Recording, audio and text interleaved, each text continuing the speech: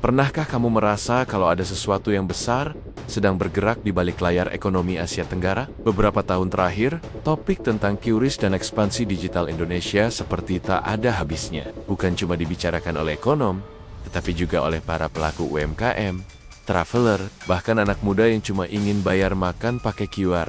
Semua orang bertanya-tanya, apakah kita sedang menyaksikan babak baru kebangkitan ekonomi Indonesia? Atau ini hanya hype yang dibungkus narasi nasionalisme digital? Belum pernah sebelumnya sebuah teknologi pembayaran sederhana scan barcode menjadi pusat pembicaraan regional hingga sedalam ini. Tetapi faktanya, ketika transaksi harian melonjak jutaan kali lipat, ketika jutaan orang rela meninggalkan cara bayar lama demi sesuatu yang lebih cepat dan lebih murah, itu bukan lagi sekadar fitur aplikasi. Itu tanda perubahan struktural yang jauh lebih besar sedang terjadi. Dan perubahan itu kini sedang menyorot satu pertanyaan besar. Benarkah Indonesia sedang menjelajah pasar pembayaran Malaysia dan membuat ekonomi jiran itu kewalahan mengejar kecepatan transformasi digital kita? Atau sebenarnya, semua ini hanyalah euforia sesaat yang terlalu dibesar-besarkan oleh media? Untuk menjawabnya, kita perlu melihat apa yang benar-benar terjadi di lapangan. Di balik layar kemudahan transaksi yang kita nikmati, ada data keras yang tak bisa diabaikan. Dalam waktu yang relatif singkat, transaksi QRIS lintas negara memecahkan rekor tertinggi di ASEAN.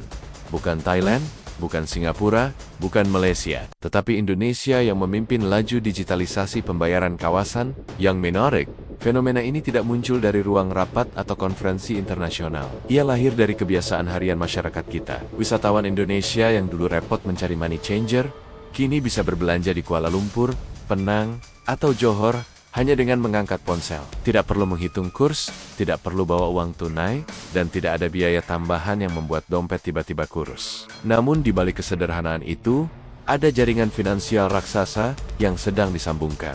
Sistem pembayaran nasional Indonesia mulai berbicara dengan sistem negara tetangga, membuka jalur ekonomi baru yang sebelumnya tidak pernah ada. Dulu, setiap negara punya ekosistem sendiri. duit no QR di Malaysia, PromptPay di Thailand, Payno di Singapura, dan QRIS di Indonesia. Semua canggih, tapi semua berdiri sendiri. Akibatnya, transaksi wisatawan menjadi terfragmentasi. Mereka harus menukar uang secara manual, memakai ATM asing dengan biaya tinggi, atau bergantung pada kartu kredit internasional yang menambah biaya setoran tersembunyi. Untuk ekonomi digital yang bergerak cepat, itu adalah hambatan yang sangat mahal. Indonesia melihat celah itu lebih cepat dibanding negara lain. Saat QRIS diluncurkan tahun 2019, banyak yang menganggapnya sekadar digitalisasi UMKM. Padahal, QRIS dirancang sebagai pondasi sistem pembayaran regional. Ketika ratusan juta orang Indonesia terkoneksi dalam satu sistem, skala pasarnya berubah menjadi kekuatan ekonomi yang tidak bisa diabaikan. Dan ketika koneksi lintas negara diaktifkan,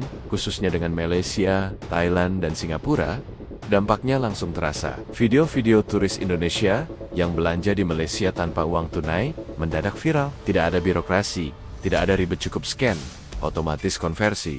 Dari situ, merchant Malaysia mulai menyadari satu hal.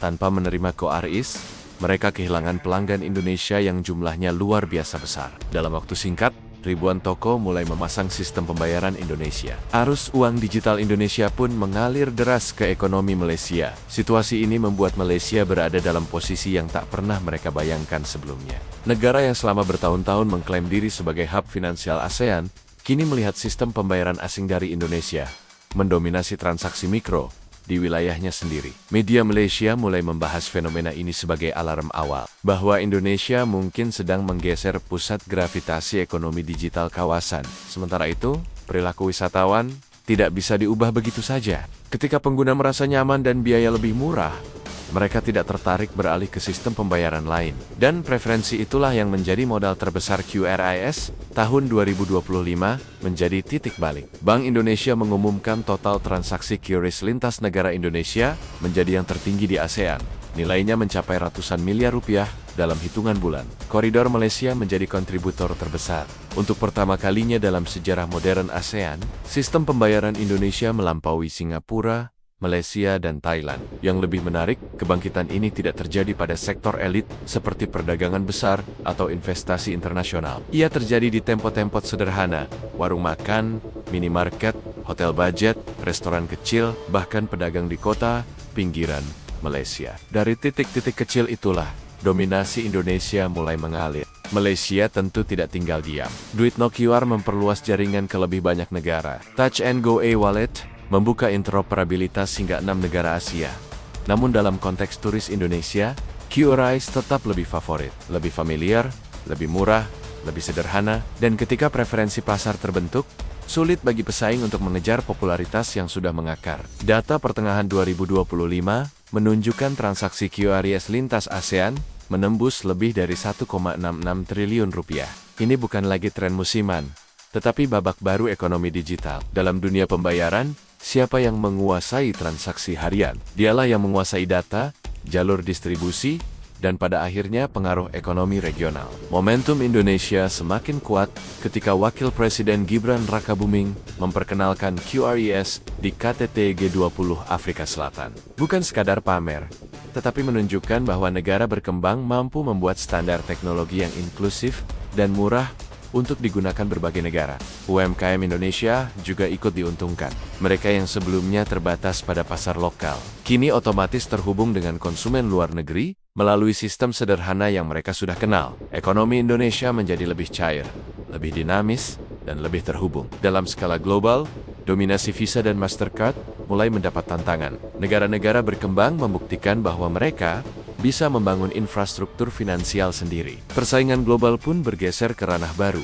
Aplikasi pembayaran yang dipakai miliaran orang setiap hari. Kedepan, QRIS diprediksi akan masuk ke lebih banyak negara ASEAN.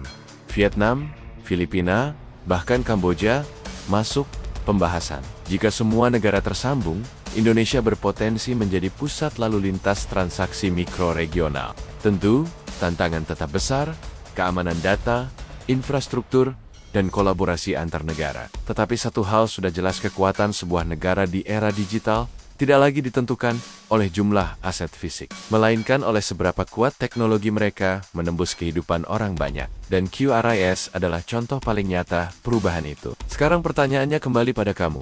Apakah Indonesia benar-benar akan menjadi pusat ekonomi digital ASEAN? Atau Malaysia akan meluncurkan strategi tandingan yang lebih agresif?